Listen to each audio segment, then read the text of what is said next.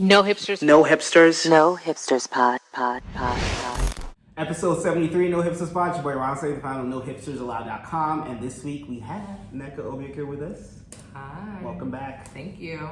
There's a lot to get into, but before we get into the topics, let's talk about Vanede, which is your interpersonal violence organization. And a relaunch I've heard, a little birdie told me. So tell us, remind us what Vanede is and tell us what the relaunch is going to be about. Sure. So Vanede is an anti-sexual assault and domestic violence training organization, which really means that we focus on prevention techniques and just general education and awareness around interpersonal violence topics. At the core, at Vanede, we believe that support for sexual assault and domestic violence is everyone's problem. And that resources should really be embedded everywhere that women are. So yes, a relaunch is on the way. We will be expanding some of our services and some of our offerings to be a bit more inclusive to women struggling with different issues under the umbrella of health and wellness. But more to come. Just be on the lookout, and I'm super excited to be back. Of course, watch this space. And of course, you'll be back when the relaunch happens, right? Yes, of course. I'll have to come back.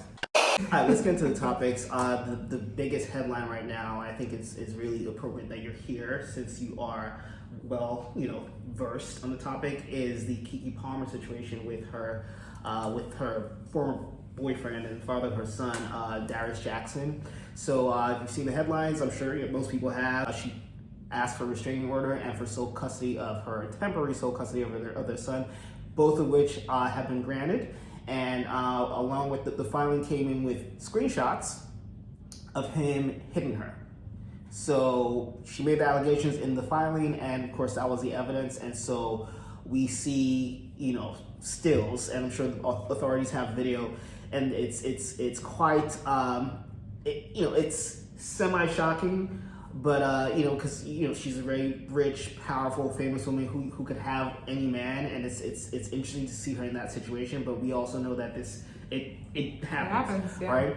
And so it's really shocking in that way. But the two incidents in question that were submitted in the filing was from November, where apparently he wanted their son to go to a football game, and she said their son didn't want to go, and so violence. And then from February of 2022, where she showed him a picture of herself in a bikini that she apparently had shown no one else, just to show him her fitness journey. And mind you, he's a fitness trainer, so I mean, it makes even more sense. And also, he's her man. Right. But apparently that got him jealous, and there was a whole situation because of it. And so we see the stills from the surveillance camera because apparently he didn't know that he was being recorded on both incidents. Good job, sis. So right, exactly. And that was even before she had a kid. So that she always had it. So yeah. Smart. So let's talk about what happened and also the precursor to all of this. Just a few months ago, July, she was at an Usher concert wearing a dress that was largely covered, but was see-through, I guess, up here and in her legs. And he tweeted the infamous lines, "Your mom, though," the outfit, though, your mom, something to the effect. Yeah. And so that became a whole thing. People assumed that they broke up, and then on her 30th birthday, they both went on Instagram Live, which made us assume that all was well. Mm-hmm. And now here we are, almost 3 months later. So, Nneka, your thoughts on everything that's happened and everything leading up? Because I think that whole Usher situation was telling. Yeah, definitely. First of all, we love Ronse because, you are definitely a champion for women and women's issues. But absolutely, I mean, I think that period of time before we actually got any more details and information that would tell us more about what was going on in their relationship, the Usher concert said a lot. There was so much dialogue online, which I'm always happy for dialogue, right? I think, again, a big part of my organization is not about forcing people to agree with you, but it's opening spaces to learn. And in that reaction, I saw a lot of men who were just like, well, I didn't like the way she was dressed, or I didn't like the way she was behaving. And what's wrong with a man, being really clear and intentional about his expectations about a woman? And I think this is where those gray area conversations become really interesting, because I think two things can be true at the same time. I don't think anyone has a right to tell someone how to dress or what to wear, or to, tell them that because they're a mother, that this is what the expectation is. I think it's always between two people to determine what is appropriate in a relationship. So when people try to conflate the issue of just this kind of quote new age modern women, or being conservative, or having certain expectations of the mother of your child, those are private conversations between two consenting people who have the right to make whatever decision they want about the way their relationship looks. What was telling and very different and really important, I think, to highlight about this particular relationship was the public embarrassment and public shame that it appeared he really intentionally did, right? It kind of just showed something's not right behind the scenes. That could have been a text message. That could have been a text, a call. That could have been a lot of things. So anytime I see a public, display to that effect, that tells me a lot. I also thought it was telling that she didn't respond. And yes, we can talk about PR and we can talk about, whatever reaction she was given, but I thought it was interesting. It for me, showed that maybe there was more to the story, right? Sometimes, to be honest with you, an extreme reaction might show that they, this is a new thing, or maybe it's just a toxic, right. Cardi and so Offset. That's they do it all the time. Yeah. But you know what? So you don't count the memeing, the t-shirts saying I'm a mother and all that stuff. You don't count that as a response. I remember she did It's a good point. In the Usher video. Shit, I'm so tired. I'm a mother, after all. You don't count any of that as a response? That's a good point. I think I was more so referring to in the immediate evening. I think her PR and the strategy, that part felt much more intentional as far as, capitalizing off of it and letting, her team. But I think that not responding in like a, in a emotional way immediately to the message publicly, etc., just showed me that like she was used to something behind the scenes. I think that, the reason I started with like the conflation of conservative values and relationships and why that's very different than, power and control being overly exerted in a relationship, which just, I've said this to Ronce about 100 times, power and control is at the core of all interpersonal violence. Domestic violence, sexual violence, that is so directly correlated to a desire to exert control, a feeling of lack of control that an individual might have.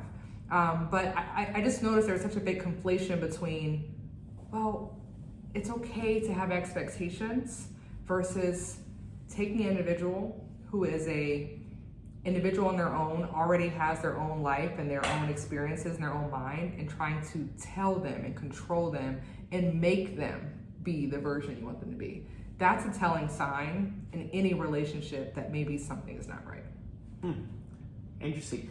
I don't know how many tweets you've read, but a lot of people have seen tweet about this say that men like him tend to target women like Keke, where it's like, they want a woman who's conservative, but they never go for the actual conservative ones. It's always a Keke that they try to kind of like humble and like reform into this woman that they kind of want to be with. Yeah. Any thoughts on that? I don't know that I fully agree that they always go for that, but I do think there's a thrill in lowering a person if your desire is to exert control. And if you're not, and the desire to exert control oftentimes comes from a place of insecurity.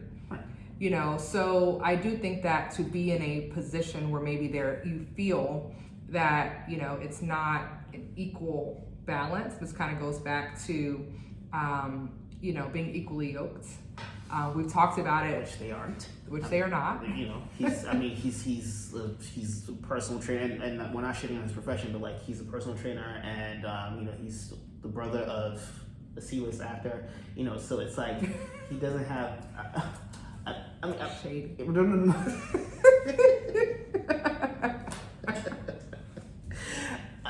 I mean, and speaking of his brother, so when the news broke, his brother tweeted the most abusive, yada yada yada person. I'll put the tweet up, and then deletes it moments later, which is like, if you're gonna say something, stand on it, right? Right. And then Keke's mom, She was not here for it. Posts a video, says that she approached him before. For Sharonis Jackson to post on his Twitter the ridiculous stuff that he's posted when he knew his brother was abusive. I went to Sharonis over a year ago and told him that his brother was abusive to my daughter. And he said, well, I used to be like that too. What? He responds via comment, and then What did he say via comment? I actually missed that part. He said that I've never, I'll tell you this, you can quote me, I've never hit a woman, just basically cop and please. Right. I'm gonna put all this on the screen, but basically saying what she's saying is a lie. Sure. Fast forward to yesterday.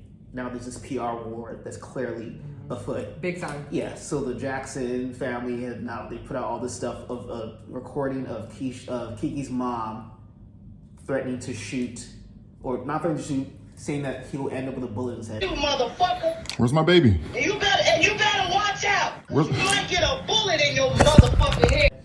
Screenshots of text messages between Keke's mom and Darius' mom, where after the gunshot comment, she says, "I heard you're threatening my son." Blah blah blah. So that's what's happening right now, where they're trying to win this unwinnable PR battle, and the whole thing is I wouldn't judge an entire family, but they seem like garbage top to bottom, to be honest. Well, oftentimes that sort of behavior, it stems from somewhere, right? So you can always speculate. And I want to point out that Keke's mom responded in the text message that your son strangled his own sister. Saw that. I did see that. Yeah, I mean, it's very clear based on a few things, like you said, the allegation that the brother claims to have said the same thing, or that he exerted that same kind of behavior, the allegation of abusing the sister, the mom being an enabler. At the end of the day, there are still photos, there are, which were taken from a video. Any mom, I understand you support your child, but, you also hold them accountable, especially as a woman, you want to foster safety for your grandchildren and for the women that your sons encounter. So it's very indicative of a unsafe environment that, unfortunately, you can speculate. I do not know, but you can speculate that there was violence in the home that was taught, that they may have, just become accustomed to, and the mother, may have been the victim. You just don't know, and that oftentimes, unfortunately, can lead to that sort of enabling behavior, So the entire situation is very sad. And when I say equally yoked, I want to start off by saying, because I got to go back to that. Okay. You got it. Because I want to make sure it's not always about It's not money. I got you. It isn't. It isn't always about money. It's about values. It's about alignment in so many different areas. And it is not easy, I would imagine, to be with a powerful, successful woman of Keke's caliber. And when I say not easy, for the ego of any kind, right? And we foster in our world an environment that says men are supposed to be the Keke. The reality is, in this day and age, women are becoming the men that they want to marry, or that we used to want to marry. Women are filling that space, and it can be an interesting dynamic, and it's important that we raise men who are secure, who hold space for women who are brought into this world to take up space, and that we teach them and raise them in a certain way that really understands, respect as a basic principle in these situations. And so, this is so key, because you look at someone like Keke and you say, how? She's incredibly confident. You wouldn't even imagine, right? But you know, there's so many elements that go into interpersonal violence. There's so many elements, you know, that go into the level of control that someone can have over a situation, and the tactics that are used to get someone of her caliber, you know, to really fall, quote, victim, I don't like that word, to the type of behavior that he portrayed. And I think that's another thing that we have to be aware of as we are raising strong women. Why don't you like the word victim? Well, you know, victimhood in and of itself oftentimes lowers a person, especially someone like Keke, who has been powerful and courageous enough to come forward and tell her story. There's so much shame. There's so much shame in that, and also to be such a popular and powerful force where her brand would never, you know, lead you to think that she could, quote, be in this situation. I'm very intentional about what I say. So what's the preferred word for these? Survivor. Okay. Survivor, or just woman, you know, a person who experienced something not so great. Right. But a victim, to me, she's not a victim because she did come forward. She released the videos. Right. She's going to accept whatever, you know, commentary comes with it. Right. She's a mother. She's a mother who's protecting her child. She's so many things, right? And a victim, to me, really lowers her status in that regard. Okay, fair point. And it's just so interesting for all this. And I feel like we've talked about Megan Thee Stallion like the last 10 episodes of this podcast, but it's really interesting to have that happen in the public while you're going through something like that. I'm sure she was probably seeing the reaction and be like, do I really want to subject myself to the nastiness that this survivor is going through? Mm-hmm. So it's really, it's the whole, I can't imagine what she's going through. Yeah. It's terrible. And you know, people don't understand that on average it takes women 7 times to go through physical abuse before they actually leave. Mm-hmm. And so, you know, you can't always expect it. You know, it seems like, oh, she'll be out of here the first time, but sometimes, you know, as we're saying, it happens because the first incident was almost 2 years. We don't know that was the first. The first documented incident in the filing was almost 2 years ago, and I just think it's shocking that she got pregnant after that. Well, you know, I think that most people can relate to falling in love with what you want someone to be. And you know, not everyone can relate to escalation to abuse, but I think people can relate to mistreatment of some kind by a person that you choose to not expect that from, right? You know, falling in love with potential, falling in love with, you know, aspects of a person. Abusers are sophisticated. They're really good at the good part, right? So the best parts of the relationship feel really good. That's that toxic cycle. And the worst parts are really hard. But if you get used to knowing that the good is coming after, that's how that cycle of abuse happens. So there's like an anticipation after every bad incident that, you know, they're going to apologize. They're going to say they'll never do it again. That they're going to be ashamed of themselves. Sometimes they cry with you. There's so many tactics that are used. And I think that it's important that people really try to understand that, you know, so many people can find themselves in a similar situation. So many people have, quite frankly, found themselves in a similar situation. But, you know, the romanticizing of a person and of a life and of a relationship is such a common experience, especially with age as a woman. As a Black woman in a world where Black women are less likely to be married and to have the dream of a family and of children, to romanticize a situation and to maybe look past, you know, red flags early on, that's not a uncommon experience.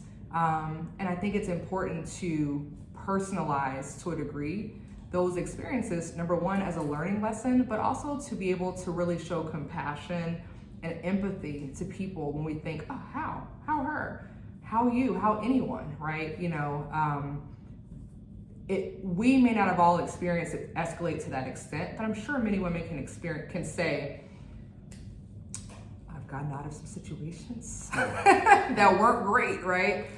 Because I wanted to see it as different than what it was. Yikes. I mean, honestly, just blessings to Keke Palmer, and hopefully this all, is resolved the best way possible. But yeah, it's my head's still spinning.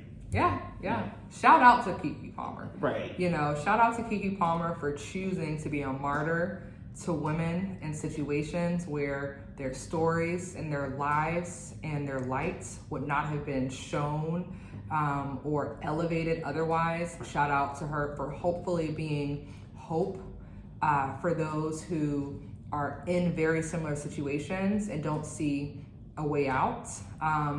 There is power in Keke Palmer's story, and it's easy to only see her as a victim or to feel bad, but I'm really energized by her saying, I'm gonna take my child and I'm gonna do what I have to do. And I don't care what it takes and what it looks like. I don't care what you think. I'm gonna do it for my child to create this safe space. And the day we stop treating women in this situation as victims and we start to empower them and encourage them, and we say, listen, girl, you got it.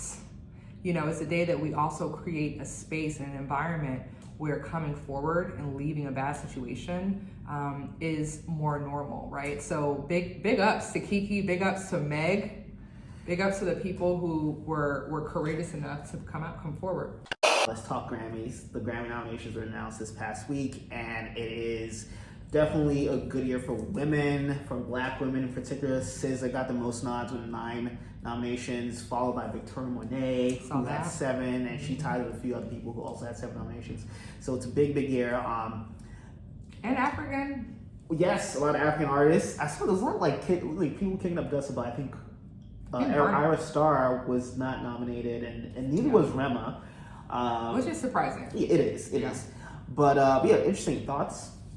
Predictions on anything? I have no predictions, so let me not put myself out there. But I loved the video that Victoria Monet put out. On my mama.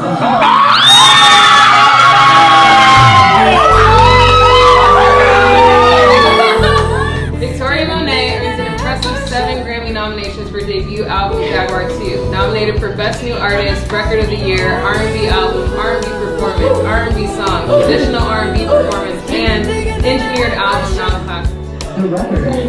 I mean, we need more of that, right? We need to see the journey, the family, the excitement, the reminder that, again, dreams come true. For a long time. Yeah, she's nominated for Best New Artist, and the Grammys are weird now, where people could be out for 7 years, but the first year you hit it big is where they nominate you for that award. But she turned 30 this year, and she's been around. I mean, I've been listening to her for a while now, so it's kind of shocking to see her be a new artist. But great journey. Her daughter is the youngest Grammy nominee ever. Hazel Monet at 2 years old. She's nominated with her mom and Earth, Wind and Fire for a song they did together. So it's just, I'm happy for her. I have to say it's just good vibes. It's good energy. It is. I love SZA, so that's what's up. I'm excited for her.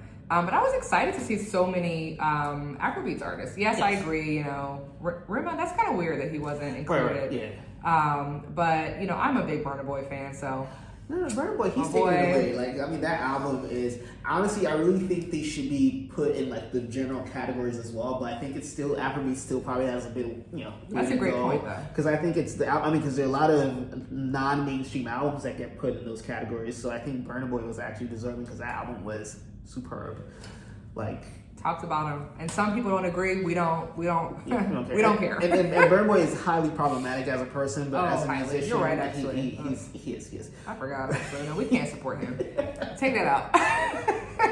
You're so right, though, because I do believe when people are highly problematic, we gotta lower them. Yeah. I know, and I try to stick to it. At this, I actually have one of my first blog posts on nohipstersblog.com is Kanye West is problematic, but we already knew that, or something to the effect. And I just talk about my problematic faves and how in the article I talk about Chick-fil-A as well, how I really shouldn't be eating them, but I love them so much.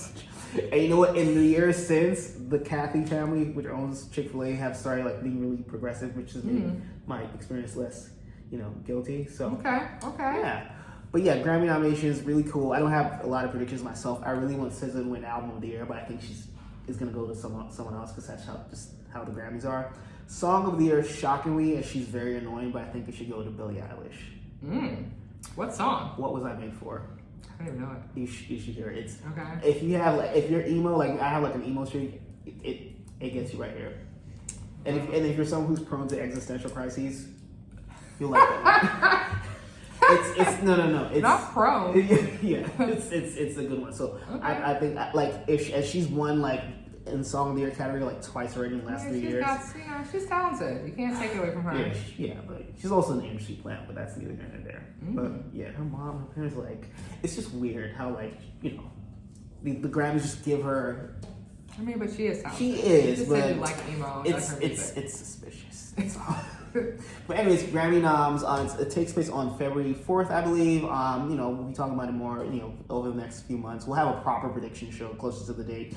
So, with the real person, because I'm sorry, y'all. Not the one. Sorry. Winners and losers. Nneka, I will let you go first. Okay, my winner, we already said it, but Megan Thee Stallion. Okay.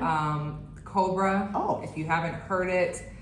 In fact, you know what? I actually don't like emo music, so I was kind of like, ooh, but I won't do the lyrics. But I think it is on the same streak of just courageous and authentic, and also a different sound for her. Yes. I like it. I enjoy it, and I think it's important, especially when you are at her caliber and you do her type of music. To show range. Yeah. And so, big fan. And also, just sending love and prayers to her because, she's touching on some pretty heavy topics in there. Right. And we're just sending her good vibes. Right. Yeah, you're actually giving me ideas right now. So we learned that Party, if the lyrics are to be taken as autobiographical, it sounds like Party. My boo, Party, I can't believe because, I don't know if I'm still in love with him or not, but I was. I'm really disappointed in Party. He would have been my loser, but no. Yeah, I just literally. You added him? Well, he's one of the losers, but the biggest loser, and I'm probably late. Jada girl, what are you doing? I'm so over Jada Pinkett. Like, I think at this point she's trying to be funny. I hope she's trying to be funny. I do think it's kind of tiring, but some people have pushed back and saying that we're a bit too harsh on her. But I think that, I don't know, I'm kind of torn there. Jada gotta go. And I'm all about authenticity. I'm all about, having real conversations. But it's like, we also just didn't ask. Right. That's been my whole issue, where it's like, it's a lot of unprovoked, bearing of your soul. Yeah. And I think she's in many ways kind of diminished Will Smith's star power, just because I feel like, when you're that big, a bit of mystique is kind of necessary, and just exposing so much of yourself, and then now you're with this kid who clearly couldn't hang, so he's exposing you and therefore exposing your marriage. August Alsina's who we're talking about, and I think that's just made it messy. And of course, they went to go talk about it on the Red Table Talk. They could have just ignored it. He's not that big of a star. Like it would have gone away, and I think that's just, it's kind of like begotten more and more BS. And now just in the last day, this guy has done an interview with Tasha K, where he's like supposedly Will Smith's former best friend, saying all this news. Have you seen it? Yes, I did see Yeah, that. where apparently he says that. I don't like that. It's like, get out of... Yeah, go ahead, sorry. Yeah, but one of the most salacious lines that he said, Jada had said that Will Smith had a small member, and it's just... Sorry. I was trying... Excuse me. Well, I was just gonna add, my issue with Jada is I love therapy, by the way. Everyone get a therapist at least one time if you can. But I am actually really big on boundaries. I believe that your breakthroughs are for you and your therapist and anyone who has opened themselves up and said, I want to participate. I think the problem with this new age, we have accepted wellness and we have accepted vulnerability, but we have not accepted that your story is not necessarily for everyone. And everyone doesn't have the capacity or the energy to take in all of this information unsolicited simply for your healing journey. This is it's kind of like forced, and it really speaks to a broader issue. I'm not gonna get into it. I do want to get into it just a little bit. I think it's become so trendy where people just like overshare and then grab all these clinical terms and string them together in ways that don't always make sense. and they try to use it to excuse bad behavior. I think a very, very good example was that girl Chica, the rapper, who was like screaming about like a baby being like a baby crying on the plane, and then like, oh yeah, my anxiety, like just silly behavior. And it's like a lot of times you can tell that in fact there's a phenomenon of people lying about going to therapy because it sounds cool, like, oh, my therapist said, or using therapy terms but not actually being healed in any way. Exactly. So yeah, it's a thing, and it's people are being toxic. Like, people are using, like, supporting toxic behavior with therapeutic terms, right? Or by saying that they're now in therapy, right. And they're like forcing this. Listen, you gotta be careful. Right.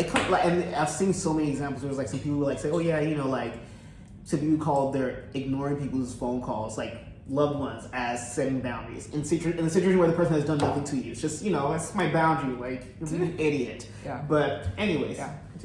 No, I agree. I mean, I think we're in a transition phase as a culture. I see. And we're trying to understand, what it looks like to be different than our parents, right? But also not an extreme version that is, in some ways, more harmful than not. So, Jada, girl, listen.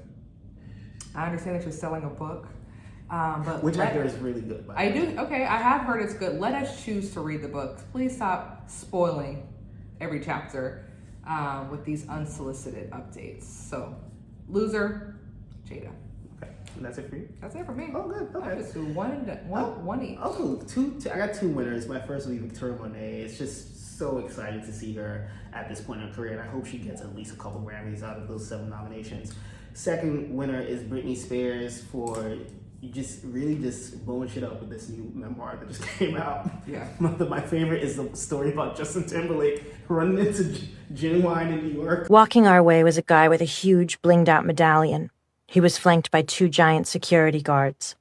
Jay got all excited and said so loud, "Oh yeah, faux shiz, genuine. What's up, homie?" Oh yeah.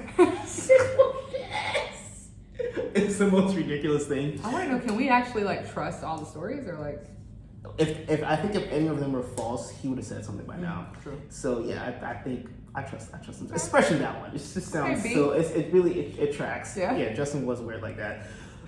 Losers, of course, Justin Timberlake. He's been apparently trying to put all these leaks all away. He doesn't care. He's unbothered. You're bothered because otherwise we wouldn't be hearing this in the press all the time. Yeah. And then apparently he says, oh yeah, the book has apparently the TMZ or whoever reported that the book is messing up his career plans, and I saw the perfect response to it. And Brittany said, well, Brittany and Janet had career plans too. So let's talk about it. Let's talk about it. So yes, Justin Timberlake, the Jackson brothers, Darius and Sharonis, who are both in weird. Did you see Dominique Perry from Insecure, the actress who had a baby by Sharonis? No. What'd she say? So she says she just basically posts a popcorn situation. People thought she was making fun. She's like, no, she wasn't making fun. It was just basically continue. Continue because it tracks, right? And so that was really interesting. And so we wait, and they apparently have had a custody battle. I actually saw an article about it today. I didn't get to read it, but there's the custody battle has been been happening for a couple of years now. So the Jackson brothers, Darius and big losers for sure. Chrisean Rock, who's best known for being Blueface's ex-girlfriend, mother of his kids.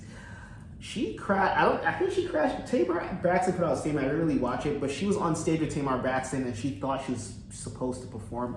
I don't know why she was there, but I missed this. Yeah, she was on stage with her and was thought she was going to sing for some reason, but she didn't. And then somehow, some way, she ends up punching James Wright Chanel, which is one of Tamar Braxton's backup singers. Apparently, supposedly cracked his tooth. It's a whole situation. Girl. Right, and there's this gif with Tamar, Tony, and Chrisean, and Tony's giving her a dirty look, and we just thought she was just being, snooty, but apparently there was reason for it. So Chrisean Rock, Tony. Of course, Chrisean Rock for sure. Patrick Mahomes, the NFL player who says that he's worn the same underwear since he joined the league. I don't even know why we need to know that, but definitely a loser. I'm going to reserve a lot of my comments because what? I'm trying to protect my brand. Of course. And then the last would be Party, because I mean, it's one thing. I mean, we don't know for sure about what happened. We're going off song lyrics, but he posted Future and Tristan Thompson like within hours of it dropping. Yeah. Which is just. I just can't believe it. Come on, man. Party. I just think, sorry, my bad. Party. But it's like, I just wouldn't have seen it coming. Like, can't you just ease up? Like, even if you guys are not on good terms, ease up. She's been through, she's been through a lot. Yeah, so definitely Party. Can we just protect our black women, please, y'all? Please. And really mean it. And that's another thing. And really mean it. I think a lot of, the way people get buzzy about things, protect black women, is one where people throw it on their Instagram profile or Twitter profile and don't really live by it. And actually get suspicious of people who lead with all these catchphrases. Don't protect black women. They never, right. They never really. You don't really do it. That is it for now. Of course, I hope to see you soon. Vanity, do you have an estimated date? No. Okay. Well, we will be in touch. We will let you know when it happens. And yeah. No, I'm not gonna say. But 2024, we're coming in hot. We've got some things, closing out the year. Okay. Some partnerships and collaborations. But as far as like our official relaunch, look out for that next year, and I'll be back. Of course. Episode 73, No Hipsters Pod. Talk to you next time. Bye. Bye.